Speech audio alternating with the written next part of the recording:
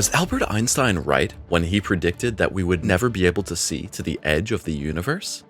The Webb telescope has now observed a void in the extremely early universe that could now confirm this prediction. But what are we really seeing here? Is it really a void? And could it be the beginning of the universe? Scientists may have discovered a shocking fact. A strange void at the beginning of time may now confirm a remarkable prediction by Albert Einstein. Imagine how, 100 years ago, scientists slowly began to look beyond the edges of the Milky Way. What they saw astonished them. At first, it was just hazy nebulae. Then it became clear that these nebulae were other galaxies. First, the small and large Magellanic Clouds became visible. Then, the Andromeda Galaxy, and finally, the shocked scientists realized how many more galaxies there were. Based on these findings, ideas such as the evolution of galaxies and the infinity of the universe were born. Then, Edwin Hubble observed that distant galaxies were moving away from us, and the idea of expansion was born. Shortly afterwards, the Belgian Georges Lemaitre came up with the Big Bang. This all took place slightly after the time when Albert Einstein presented his theories of relativity. Many of the researchers' purely theoretical predictions, which were made in the 1910s and 20s, were confirmed by the new discoveries. However, Einstein was unsure throughout his life whether the universe really had a beginning and an end, although he fundamentally accepted the Big Bang theory. Nevertheless, Einstein was always sure about another interesting question.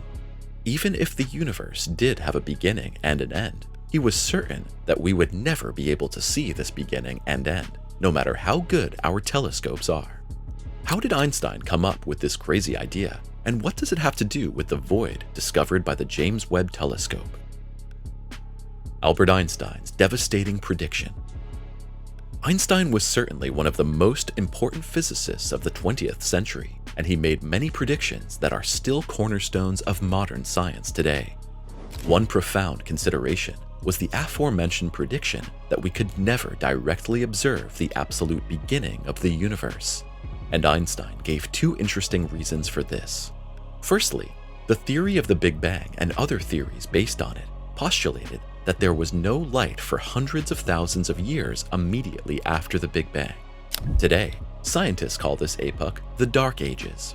So, how could we see a point in time or an event with telescopes when there was no light?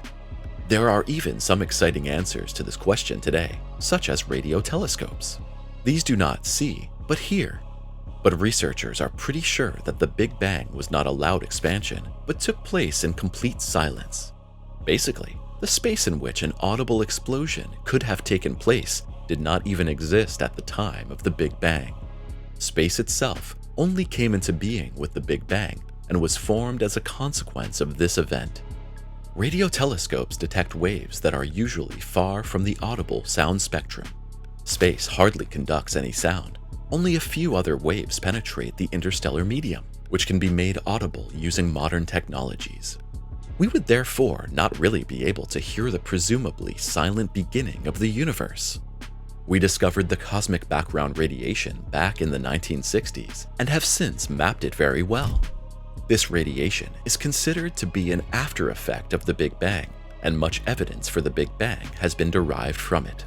However, the microwave background has never led us directly to the Big Bang. So here too, we apparently have no way of detecting or proving the absolute beginning or Big Bang.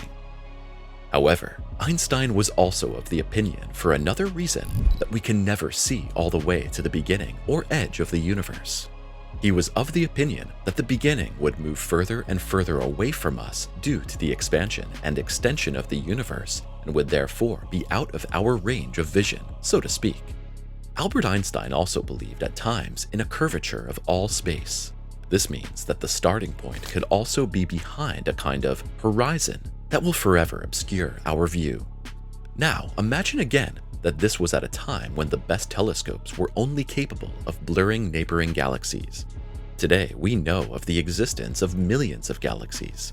In a universe teeming with galaxies, expanding so much and getting bigger and bigger, it could be really hard to see far at all. But that's not true. Although our cosmos is so rich, the spaces between the galaxies and galaxy clusters are so large, that we can now see 13.6 billion years away with our telescopes. That would be very close to the Big Bang, and with the James Webb Space Telescope, we are already pretty damn close. But the Webb telescope does not show us what scientists called the Big Bang 100 years ago. The JWST discovered a strange void. I'm sure you've heard that the JWST has discovered an extremely large number of very old galaxies that now even call the Big Bang into question. But did you also know that the JWST has discovered a strange void that could confirm Albert Einstein's prediction of the non-observability of the absolute beginning? Absolute voids are mysterious spaces in the universe that are so empty that they actually contradict the theory of relativity. But how can it be that they confirm Einstein's ideas about the invisibility of the beginning? This is initially explained by the fact that the emptiness was thought to be an indication of the Dark Ages, in which there was not much at first, at least no stars and no galaxies. Some researchers believe that the discovery had at least confirmed the existence of this epoch, but then came the shock. The darkness turned out to be an extremely distant void. We also know of closer and more recent voids. Here, these voids already pose puzzles, but in the extremely early universe, voids are once again scientific impossibilities. They do not fit into the idea of the homogeneity of the universe, which is directly linked to the idea of the Big Bang or expansion. Voids are too big and too strange. They have an inhomogeneous character and contradict some of the foundations of our cosmology. A void does not really confirm Albert Einstein's prediction. However, the Webb telescope seems to confirm the view of the brilliant scientist in another way. The telescope has so far found no trace of a beginning or an early stage of the universe. The images of the allegedly extremely early universe only show structures and galaxies that do not appear much different from those we know from the universe we can observe more closely. Could a void have been the beginning of the universe? The question now arises as to whether a mysterious void could have been the origin of the universe. We cannot completely rule this out because ultimately we never know what voids really are, and these days we also have to admit that we do not know how the universe really began. Voids are probably empty, but we don't know that for sure either. It's possible that they contain some kind of matter that we don't know about yet. Imagine dark galaxies. Voids really are sometimes interpreted as some sort of parallel worlds, and some scientists see them as scar tissue from the collision of universes in the multiverse. Other crazy theories claim that aliens darken the galaxies in a void to harvest energy. So, you can already see that these mysterious voids challenge our scientists and lead to the craziest theories. Of course, it could be that our universe was created in a large void. The mere fact that we cannot prove the opposite reinforces such an idea. That leaves the question of how matter was created. What are singularities really? We have already talked about the nothingness from which the universe is said to have emerged. If that was the absolute starting point, how could we observe it? After all, it was nothing and therefore not detectable for us. A singularity is a point at which all forces are either so condensed that our dimensions of values and sizes fail, or everything that exists is concentrated into this one point. The point consisted of a fluctuation of possibilities that existed in a state of complete equilibrium. A previously unknown event is said to have disturbed this standstill at one point, and creation began. From this tiny point, everything that we know and can see today came into being. This means no less than that the information for you and me, all life on this Earth, every star and every exoplanet, was contained in this tiny dot of nothing. The question of how an infinitesimally small dot of nothing can contain everything is one of the great mysteries of science, and it's currently unclear whether we will ever be able to solve this puzzle. We find these mysterious singularities in another place in the universe, namely in the center of black holes. These in turn are found at the center of pretty much every known galaxy, and black holes are what remains when stars of a certain size explode. At least that's what scientists assume. No one has ever been in the center of a black hole, and, as we have now discussed, we have hardly any way of seeing the absolute starting point of the universe, if it existed at all. Everything is based on calculations that made sense until the James Webb Telescope discovered something different from what our theories postulated. The Webb Telescope shows that the universe must be much older than we assumed, or that its nature is quite different from what all our calculations predicted. Black holes are also one of the great mysteries of cosmology. They are huge, enormously heavy, and all the forces inside them very probably increase to infinity, so that we have no way of ever really exploring this infinite point, which is one with the singularity, using conventional methods. All hopes are currently pinned on new supercomputers which, with the help of their own intelligence, can decode the secrets of the universe and show us the true connections. To this end, scientists are now borrowing the intelligence of quanta, which are supposed to be the universal information stores of the visible universe. Do we all live in a gigantic void? What sounds like a contradiction in view of the overwhelming diversity of the starry sky is in fact capable of solving one of the greatest mysteries of modern space research. While the observed value of the Hubble constant simply does not match our theoretical models, the so-called Hubble tension could be explained by the fact that the Earth is located in a kind of underdense bubble in space.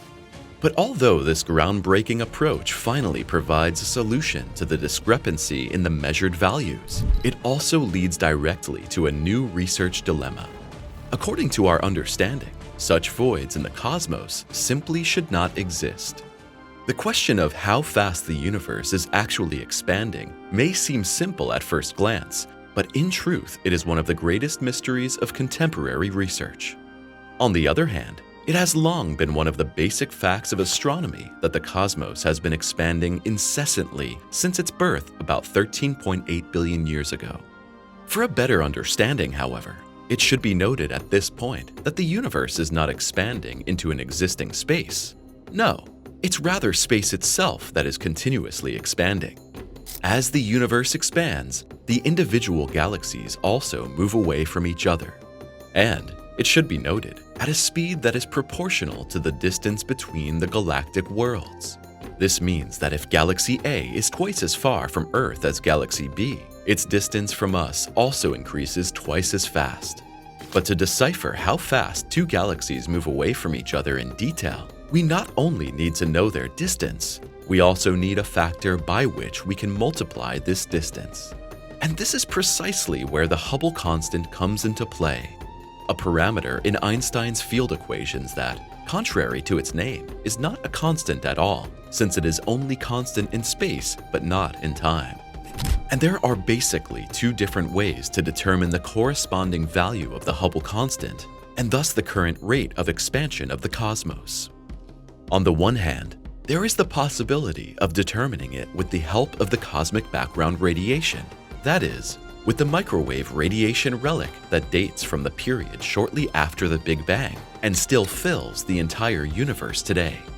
So when researchers measure the cosmic background radiation and combine it with the theoretical models of cosmic development, they arrive at a current expansion speed of 67 kilometers per second per megaparsec. The crucial problem, however, is that the actual measured values for the Hubble constant deviate drastically from the theoretical predictions and are significantly higher.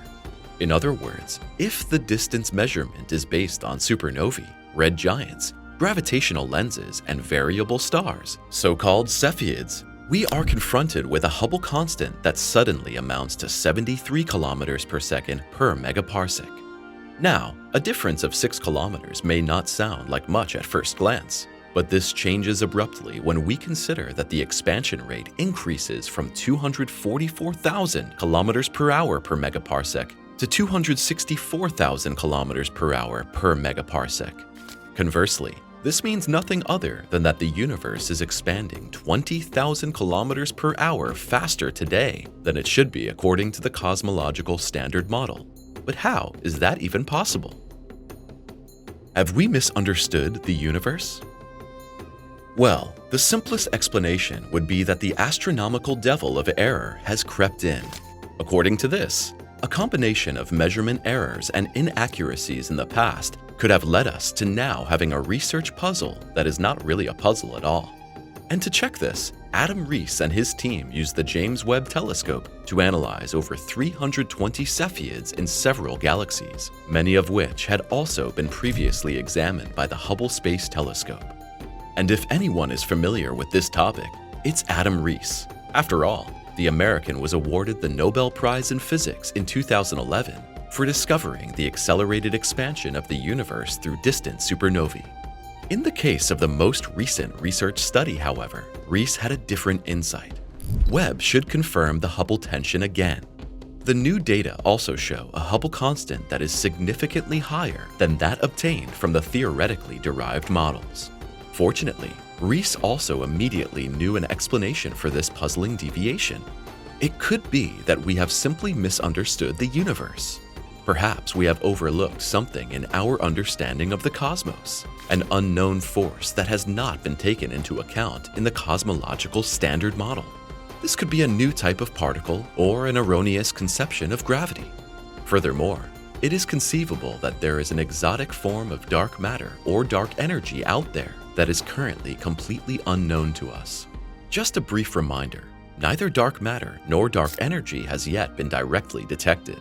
There are therefore purely hypothetical forms of matter and energy that were postulated to explain the motion of visible matter on the one hand and the accelerated expansion of the universe on the other. Where Einstein's theories falter. While Adam Rees openly refers to the possible ignorance of the astronomical research community, another team believes that they have finally solved the tantalizing riddle of the Hubble constant. The study presenting the novel solution was published in the journal Monthly Notices of the Royal Astronomical Society, and its quintessence can be summarized as follows. We live in a vast void in space. But what does that mean? After all, the starry sky with its thousands and thousands of objects is not exactly what you would call empty. Well, what is meant is not a starless night sky, but the assumption that our Earth is located in a region of space where there is relatively little matter. In the corresponding press release published by the International Research Team for their study, the cosmic void is compared to an air bubble in a cake for illustrative purposes.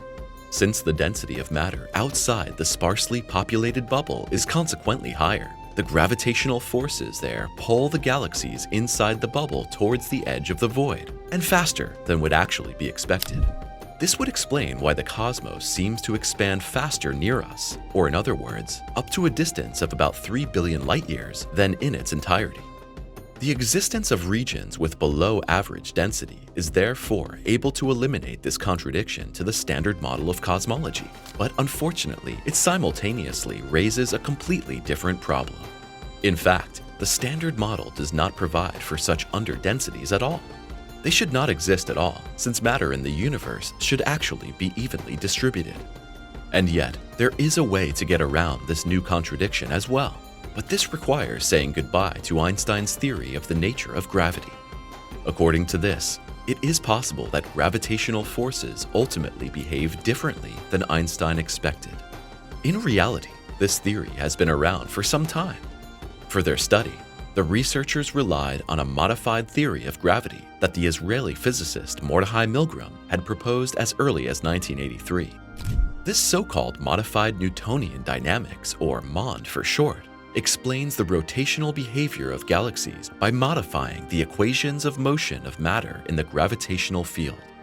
Accordingly, this hypothesis is also considered an alternative to dark matter. However, it's still the subject of heated debate and has not yet advanced beyond the status of an outsider theory. And yet, and this is the crucial point for the study authors, MOND accurately predicts the existence of underdense bubbles in space. If gravity really does behave according to Milgram's ideas, the problem of the Hubble tension would have disappeared from one moment to the next, and one of the greatest mysteries in cosmology would finally be solved. Or is there no Hubble tension at all? Well, if Wendy Friedman has her way, then despite all new studies and observations, we could ultimately be dealing with problems that don't really exist. To understand what is meant by this, we have to briefly go back to Adam Rees's research study. In this regard, the Canadian astronomer suspects that dust, gas, and the effects of other stars can fundamentally distort the brightness measurements of Cepheids. This is because Cepheids are mainly found in the disk of galaxies, where the stars are sometimes so close together that their light overlaps for a distant observer. To test their hypothesis, Friedman and his team examined 10 nearby galaxies with the James Webb Telescope, which, in addition to Cepheids, also contain 2 other distance indicators. On the one hand, there are red giants that are about to start burning helium in their cores. At this stage, the celestial bodies reach an intrinsic brightness that is more or less independent of their composition and history. The comparison with the apparent brightness, therefore, allows conclusions to be drawn about their distance. The situation is quite similar for the other stars examined, which are further along in their development and enriched with carbon. Ultimately, the analysis, which took several years, came to the conclusion that the distances measured using the 2 new methods are in very good agreement with each other, and that they all yield greater distances than those determined on the basis of Cepheids. Consequently, it is conceivable that the Hubble tension is in fact due to the fact that we have calibrated the cosmic distance ladder incorrectly. Specifically, Cepheids are used to determine the lowest rungs of the distance ladder. However, if the lowest rung already contains a systematic error that consequently runs through each subsequent rung, the value of the Hubble constant will inevitably be distorted. However, we currently do not know where exactly these errors lie, and whether they really exist at all. In fact, Adam Rees emphasizes that the Webb data he has collected explicitly rules out the possibility that systematic measurement errors or inaccuracies caused by the light of neighboring stars have played a decisive role. The rate at which the universe is expanding is one of the greatest mysteries of cosmology. Among experts, this expansion rate is expressed by the Hubble constant, h0. We know Hubble from the well-known Space Telescope, but what many people don't know is that Edwin Hubble, who gave it its name, was one of the astronomers who came up with the idea of the expansion of the universe through certain observations. In 1929, Hubble observed the movement of galaxies, and today, the Hubble constant is a measure of how fast the universe is expanding. Expressed in kilometers per second per megaparsec, and 1 megaparsec corresponds to around 3.26 million light-years. Hubble's original estimate for h0 was around 500 kilometers per second per megaparsec, but this figure has since been revised several times. Modern estimates are in the range of around 67 to 74 kilometers per second per megaparsec. These new estimates are based on various methods, including observations of type 1a supernovae, Cepheid variables, and the cosmic microwave background. The microwave background is actually a key source for determining the Hubble constant. The radiation is thought to be the faint glow left over from the Big Bang. Thanks to the European Space Agency's Planck satellite, we have a very precise map of the cosmic microwave background, and in it, a Hubble constant of about 67.4 kilometers per second per megaparsec could be read.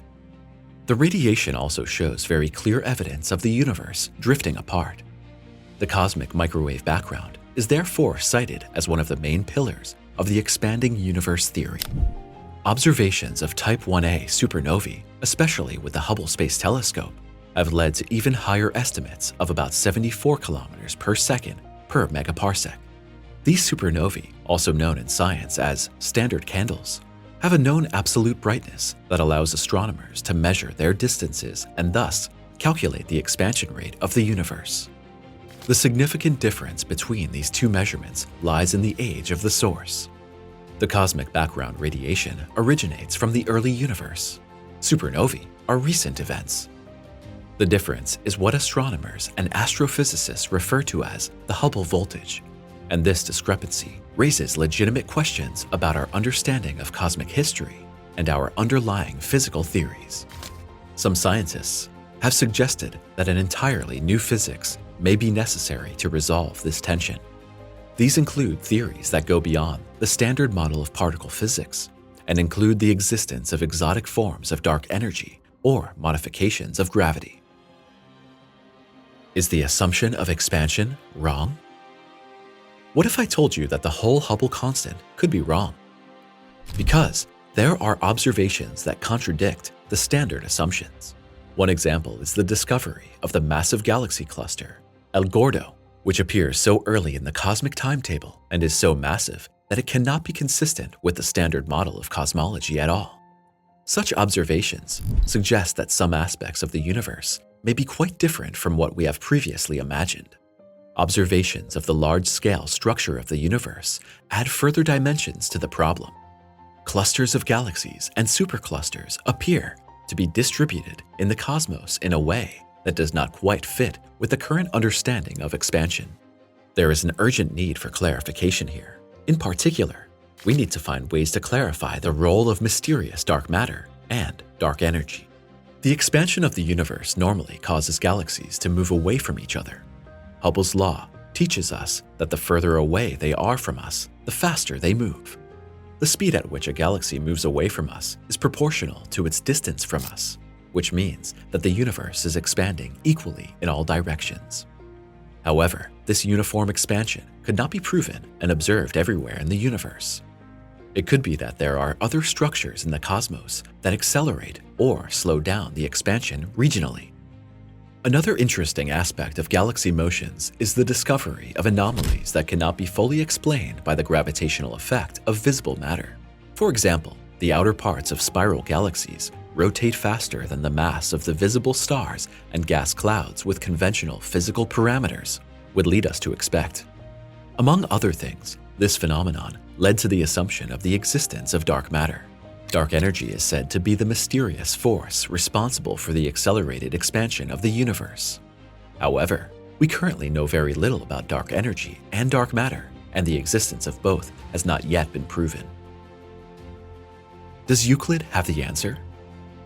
The Euclid mission is an ambitious project by the European Space Agency, ESA, and aims to finally shed light on the universe. The brand new space telescope has been in operation since fall 2023 and is surveying the universe once again. Euclid will scan everything we can see so far from the universe and compile it into a gigantic map of the sky. This map should help us to understand galaxy movements and the expansion of the universe, and also solve the mystery of dark matter. Named after the ancient Greek mathematician Euclid, this telescope is specially designed to display many stars in a clearly arranged space and to understand the movements and dynamics in visible space. The motions of galaxies are a fascinating field of research that will not only expand our understanding of the expansion of the universe, but can also clarify urgent questions about the nature of matter, energy, and the fundamental laws of physics. Are we living in a huge void? You are quite rightly wondering what this has to do with the question of whether we might be living in a giant void. This intriguing idea could play a key role in solving some of cosmology's greatest mysteries. Imagine that our part of the universe has a lower than average density, a kind of cosmic void that affects measurements of the rate of expansion of the universe. Other parts of the universe could be denser, and galaxies move quite differently there. This hypothesis could help to explain some of the discrepancies in relation to the Hubble constant and the movements of galaxies. The theory that we live in a vast void offers a possible explanation for this tension. In such a scenario, the local density of matter would naturally affect the measurements of the expansion rate, as the gravitational forces in such a void would act differently than in denser regions of the universe. Scientists further hypothesize that there could be outflows of matter flowing out of the void into other regions due to the gravitational pull of denser surrounding regions, and this could also contribute to an apparent acceleration of the local expansion rate. Interestingly, direct counting of galaxies in different regions suggests that we actually live in such a local void. This void would not be completely empty, of course, but it would have a density of about 20% lower than the average of the universe, and it would extend to a radius of about 1 billion light-years. To test this hypothesis, modified Newtonian dynamics, or MOND for short, was one of the methods used. MOND is an alternative theory to dark matter and was originally proposed to explain anomalies in the rotational velocities of galaxies. In a MOND universe, structures such as galaxy clusters grow faster, and the local expansion rates also vary. New observations of galaxy motions, in particular the so-called bulk flow, which measures the average speed of matter in a given sphere, have provided remarkable results here. These observations show that the bulk flow at a scale of 1 billion light-years is 4 times faster than expected by the standard model and increases with the size of the region under consideration. This is in contrast to the predictions of the standard model and further supports the assumption of a local void in which our Milky Way is consequently also located. How does emptiness affect life on Earth? Are you wondering whether this has any effect on our galaxy and our life on Earth? First of all, the existence of such a void around us could explain why our galaxy and its neighbors behave the way they do. In a universe pervaded by such voids, the gravitational forces and the dynamics of galaxy motions could be different from what scientists have understood so far. All in all, this hypothesis would mean that our galaxy and all neighboring galaxies are floating in a kind of cosmic bubble that is different from denser regions of the universe. This void could also have an impact on the development and fate of our galaxy. In a region with a lower density, collisions and interactions with other galaxies could be less frequent, which of course influences the long-term development of the Milky Way. The correlations could have an impact on star formation, the distribution of gas and dark matter, and the formation of structures within the Milky Way. At the moment, the void certainly has no influence of any significance on us on Earth. For our scientists, the discovery of this possibility is a big deal, and possibly school and textbooks will be changed. But you and I don't notice any of this in our everyday lives. However, the assumption of life in a void is interesting in another respect.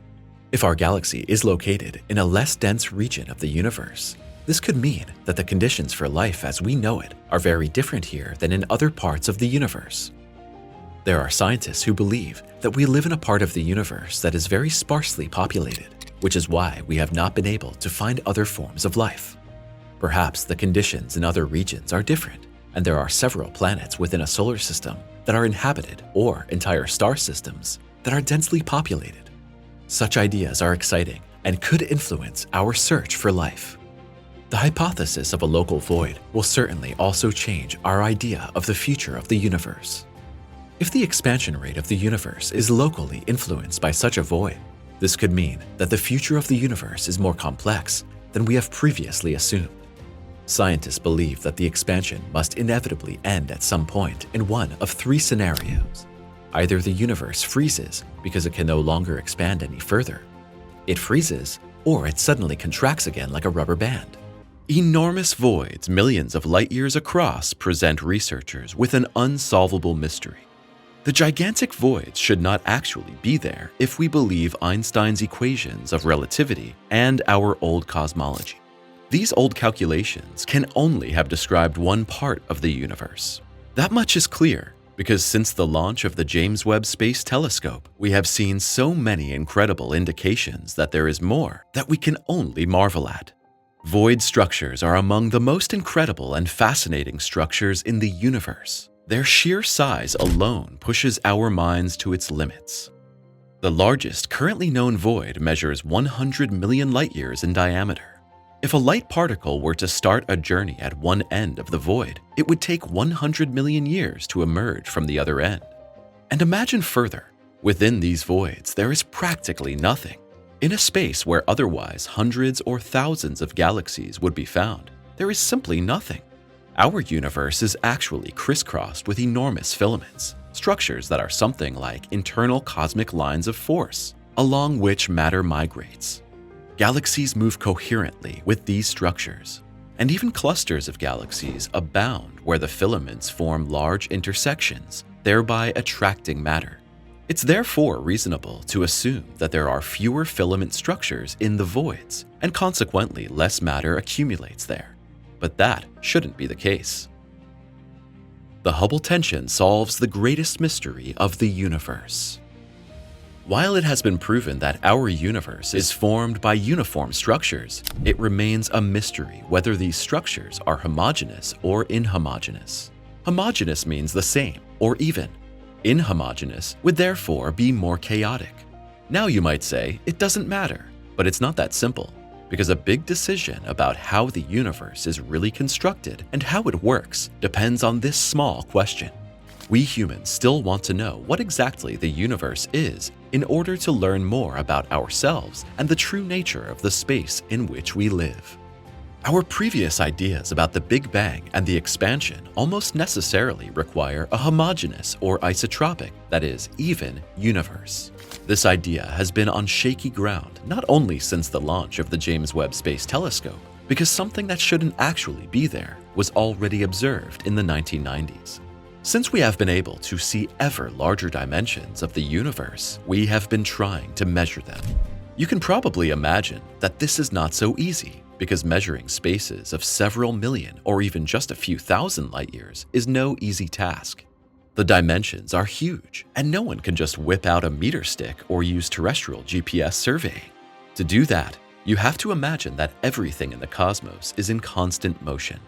Stars move, planets rotate around stars, even entire star systems race through the galaxy and the cosmos at incredible speeds. Galaxies migrate and rotate, and we still don't know to what extent even the dark matter in the vast spaces between them moves and changes. Taking measurements here is a feat that our science has so far mastered with the help of light. We know from light that it behaves in a reasonably constant way. The speed of light was the only constant, that is, non-relative, quantity in the universe that Albert Einstein could find. So scientists took light quantities to measure distances. One of these quantities is the Cepheids, a special class of stars whose absolute magnitudes behave similarly in a linear fashion to those of type 1a supernovae, for example. These tools are called standard candles by scientists, and they were actually considered to be largely reliable until the Hubble tension emerged. Hubble was wrong, and today we know why. Edwin Hubble, the astronomer after whom the old space telescope was named, was one of the first researchers to describe the expansion and probable dimensions of the universe. Hubble was conducting research at a time when astronomers were beginning to see beyond the Milky Way. It may sound incredible to us today, but at that time, researchers still thought that the Milky Way was located in a huge void. It has only been about 100 years since we humans have known that other galaxies exist in the universe and that space is full of matter and many other cosmic phenomena. Based on Hubble's initial calculations of the true dimensions of the universe, further measurements were made.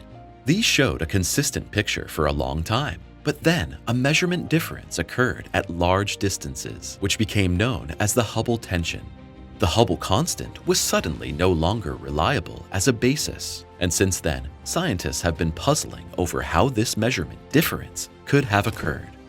Imagine that, to measure a distance, scientists use a meter stick one time and a digital measuring device the next. Both results differ from each other, and yet researchers can find no fault with either the meter stick or the digital measuring device. So what is the reason? That is precisely what the Hubble tension is on a cosmic scale. Hubble's ideas about the true nature of the universe imply a homogeneous and thus largely linear universe. But now we are finding more and more evidence that this is not the case. Understanding the homogeneity or isotropy of the universe is easiest if you imagine an ocean. Technically, an ocean is a space or volume filled with water. Of course, many creatures cavort within an ocean. There are structures such as sea trenches or reefs, undersea volcanoes, and much more. On the surface, you would see waves, and even if it all seems chaotic, scientifically, it's isotropic. The recent discoveries by the James Webb Space Telescope and the vast voids would mean that there is suddenly a hole within the ocean where there is nothing. That's not possible, not here on Earth, but the voids in the universe are just that. If there can be holes or anomalies like the voids, then there may be more strange phenomena in the universe that our science is unaware of. The magic of these new discoveries is that we are now finding out that the universe is constructed quite differently than we thought. What is the real significance of voids in the universe? If voids are evidence that our entire cosmology is wrong, what is the truth? Did the Big Bang really happen? And has the universe been expanding ever since from a single point of origin?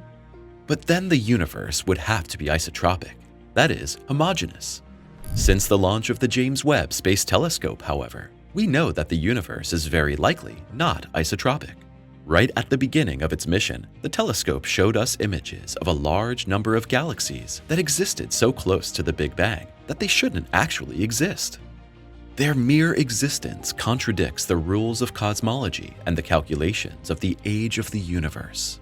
Furthermore, the telescope saw an enormous structure behind the Pandora cluster containing several hundreds or even thousands of galaxies that shouldn't really exist either. This structure is simply too large to exist in a homogeneous universe so close to the Big Bang.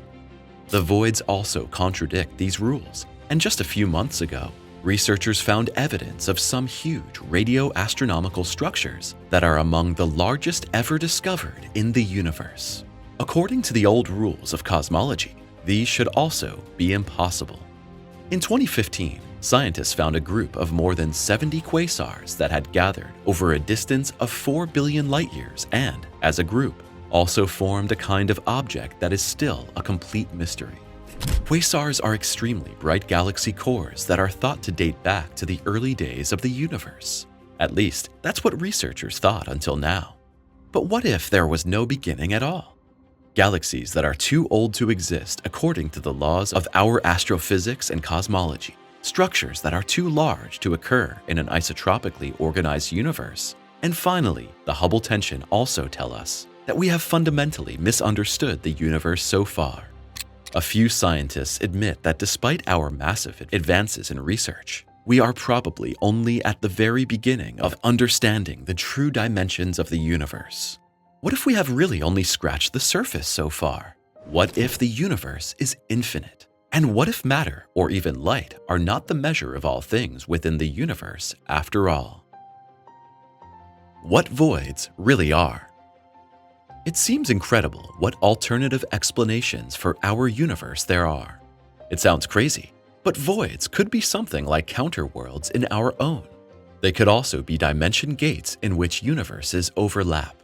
Researchers from the USA have found clues that voids could be dense in a multiverse structure.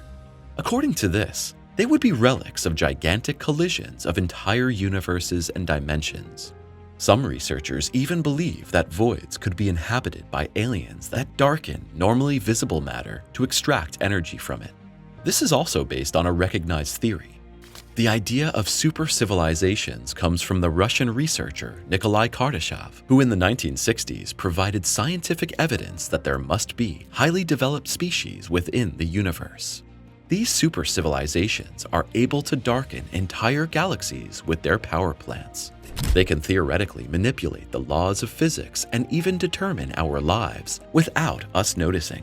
Accordingly, voids would be spaces whose matter has been removed or altered in a way that is still foreign to us. Such theories and ideas sound fantastic to us, and yet they exist. They are all based on logical ideas, but they never found the recognition like other theories that eventually became our worldview. Shrouded in complete darkness. Imagine the early universe shortly after the Big Bang. It is a hot, dense mixture of particles and radiation that is expanding rapidly. At this stage, there is still no light in the conventional sense, as photons, the particles of light, are constantly interacting with the dense, free protons and electrons and cannot travel freely through space. Around 380,000 years after the Big Bang, the universe cools down enough to allow the formation of the first neutral atoms, mainly hydrogen and helium. This cooling leads to photons being able to move freely, creating the cosmic microwave background. But the universe remains dark, as there are still no light sources such as stars or galaxies. Reionization begins a few 100 million years after the Big Bang, when the first stars and galaxies form. These young, hot stars emit intense ultraviolet radiation that ionizes the surrounding neutral hydrogen atoms. This process splits the hydrogen atoms into protons and free electrons, making the universe more permeable to ultraviolet and visible light. The formation of the first stars and galaxies is heralded by gravity. Under its influence, gas clouds, especially hydrogen and helium, begin to condense. In these condensed regions, the pressure and temperature rise to such an extent that nuclear fusion begins in the cores of the first stars. Light is produced, and these stars shine brightly for the first time. They contribute significantly to the reionization of the universe. During this time, the universe becomes increasingly transparent. The radiation from the first stars and galaxies is sufficient to ionize the dense fog of neutral hydrogen that filled the universe up to this point. This process continues until the entire intergalactic medium is mostly ionized, marking the end of the Dark Ages and the beginning of the universe as we know it today. So even with the best telescopes, we could only look back as far as the point when the universe became transparent and light could spread freely. Until now, scientists have assumed that this point occurred around 380,000 years after the Big Bang. James Webb discovers a great void. The James Webb Space Telescope is currently the best and most powerful telescope and is designed to reveal the truth about the beginning of the universe. With 16 honeycomb-shaped mirrors and unique infrared technology, this telescope captures light signals that have been traveling to us for 13.5 billion years. Now, the telescope has already discovered some very old galaxies, and the new superstar in the night sky has made another exciting discovery: a black hole that existed 500 million years after the Big Bang. This discovery blows away our ideas of what the early universe looked like and what objects were in it. This black hole is not only incredibly old, but also unusually large. At around 10 million solar masses, it is not one of the largest known black holes, but for its existence at the beginning of time, it is unusually large. Black holes are basically nothing more than patches of vast emptiness, nothingness. But that's not all. These patches of nothingness have a special property: incredible gravity, which makes them magically attract other matter. Now you might be wondering how nothing can have such a high weight. Scientists explain this by saying that black holes gain weight due to the matter they suck in, or that the mysterious dark matter plays a role here. Like black holes, dark matter is invisible. We only perceive it because its weight bends space-time. Scientists have now observed another incredible fact about the black hole discovered by James Webb. The black hole is growing incredibly quickly, and the researchers have no idea why. If we measure the age of this black hole by the growth rates we know from today's black holes, the black hole would have to be older than the universe itself. That sounds impossible, doesn't it? Nevertheless, we can't rule it out, because there are theories that say that some elements of our cosmos could have already existed in a precursor universe. But it's also possible that black holes that existed in the early days of the universe had completely different properties to those we have studied nearby. Our cosmology is wrong. Since James Webb has been delighting us with one fascinating discovery after another, old theories have been seriously shaken. The fact is, something is wrong with our current cosmology. Huge black holes that grow very quickly and galaxies that must also be almost older than the universe break the framework of almost all previously valid theories and calculations on the Big Bang and the time after it. Scientists are facing a challenge, and we may soon have a completely new cosmological worldview. New theories are emerging and old ones are being revived. The theory of variable physical constants, for example, proposes that different physical laws applied at the beginning of the universe.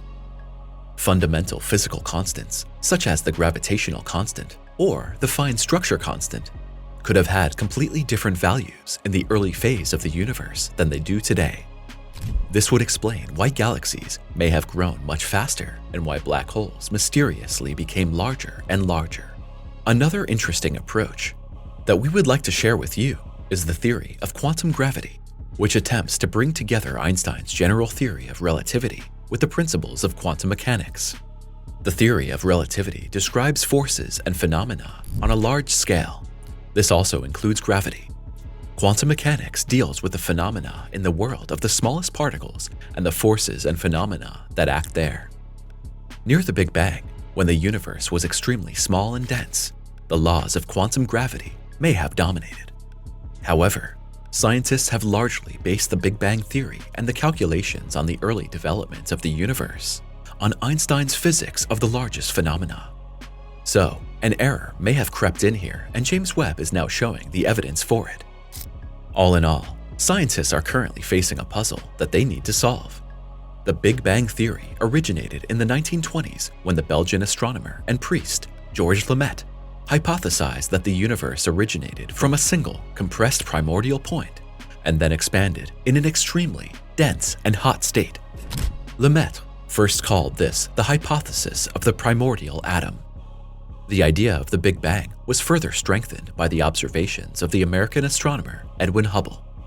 In the late 1920s, Hubble discovered that distant galaxies were moving away from the Earth, and the further away they were, the faster they moved. Scientists saw this as proof that the universe really is expanding.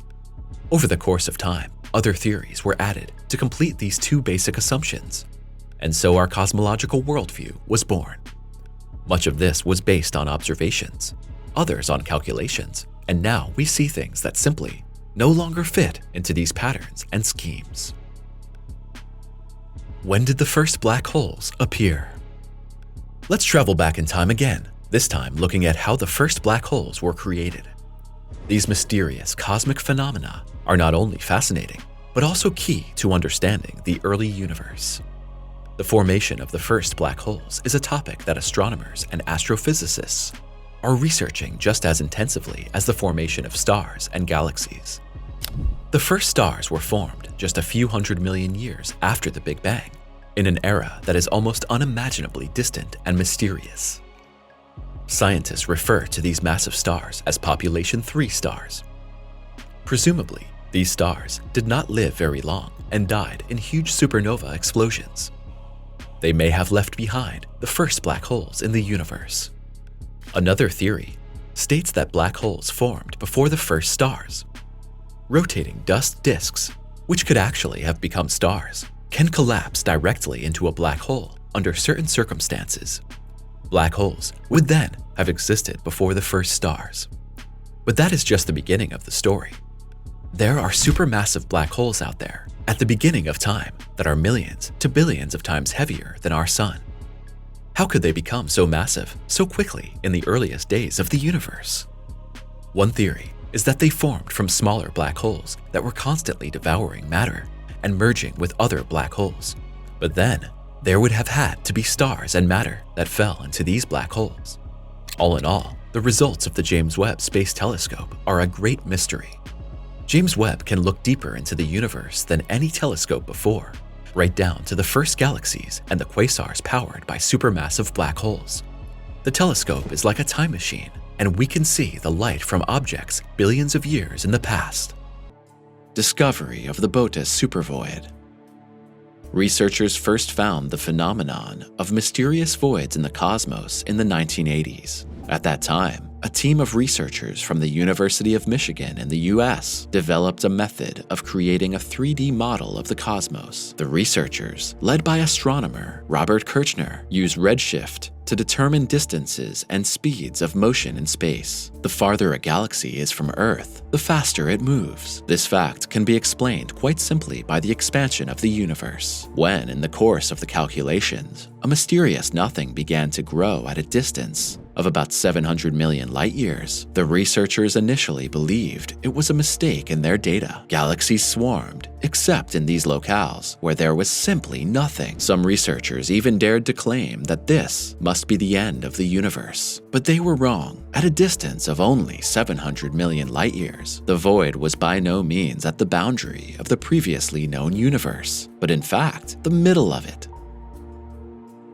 Only 60 galaxies in the Boötes void.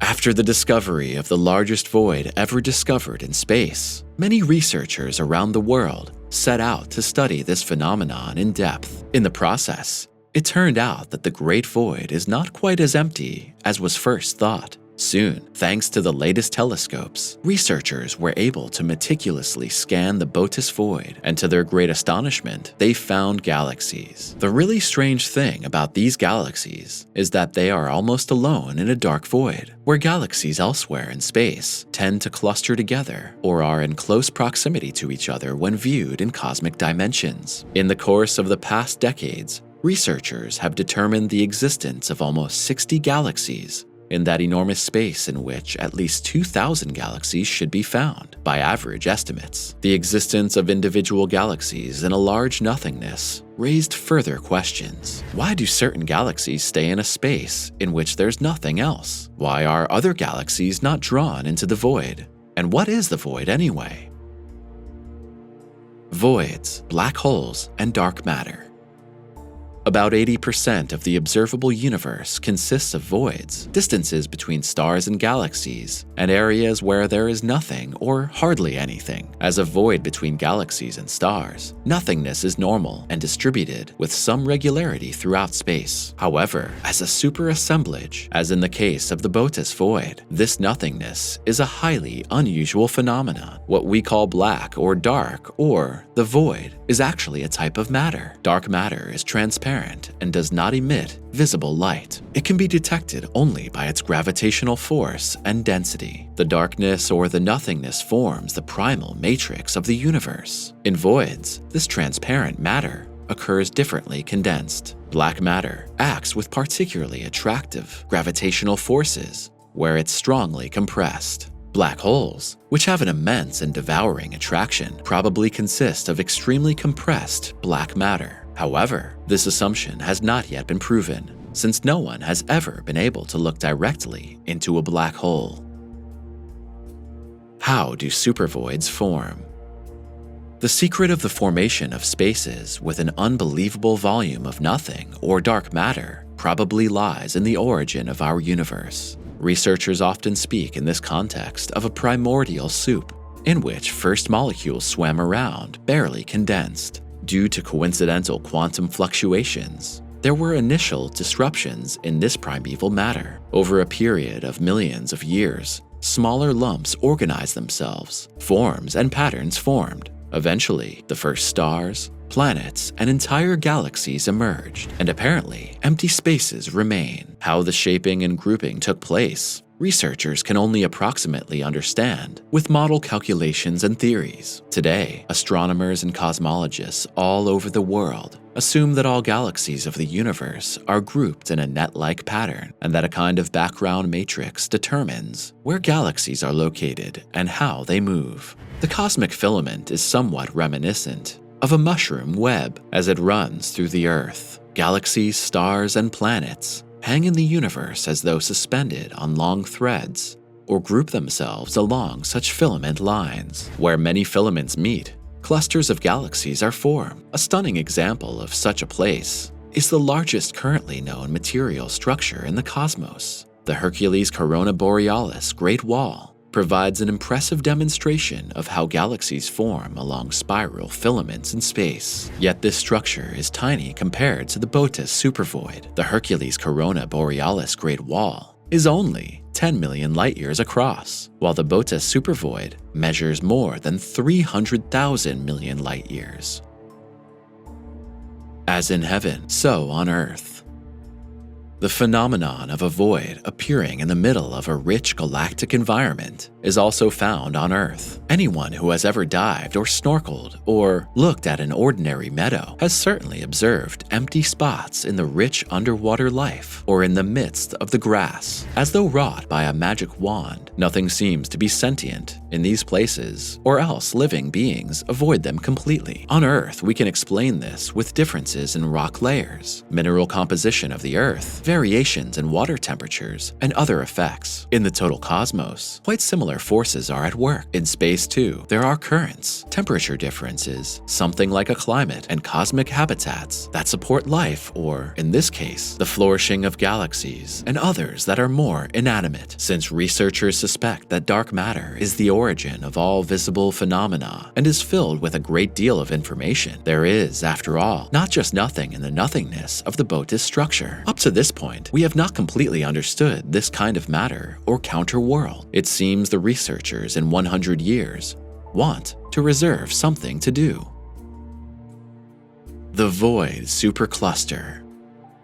It is also exciting that the Boötes void is not a large coherent nothing, but rather several small voids seem to have come together at this location. So, We are dealing with a void supercluster in this fascinating phenomenon. Researchers have found that dark matter is less condensed in small, not-so-massive galaxies, while its density increases greatly in larger systems like galaxy clusters. The Botis void shows structures of more or less dense dark matter. Where the dark matter is denser, its gravitational pull is also greater, and it's in these places that one or two galaxies are found in the otherwise lone void. Has the void been present since the Big Bang? Cosmologists have derived a theory which says that the basic network of the universe already existed immediately after the Big Bang. Today, the universe is essentially still expanding along these primordial lines and patterns that were established in the beginning. The Botis void could have been a much smaller spot of nothingness after the Big Bang, according to the doctrines of fluctuation and expansion. And then this small spot evolved into the 330 million light-year dark spot over the course of more than 13 billion years. The differences in structures, the many unique phenomena and peculiarities in space show that the Big Bang and the first structures in space were not a homogeneous event, but much more chaotic. According to this theory, if the origin had been linear and homogeneous, we would still have a homogeneous appearance of the universe today. Galaxies, stars, planets, and other cosmic objects would be arranged in a uniformly and in recurring as well as predictable patterns. Even if researchers would like to calculate the whole miraculousness of the universe and pack it into formulas, we must admit in conclusion that the supervoid in the constellation Botis is simply a fascinating whim of our wonderful cosmic surroundings. Now it's your turn. Tell us what you think about the supervoid and other fantastic phenomena in space. Do you think scientists will one day be able to explain them all? Or will space keep surprising us with its mysteries? We look forward to your contributions and a lively discussion on the topic in the comments.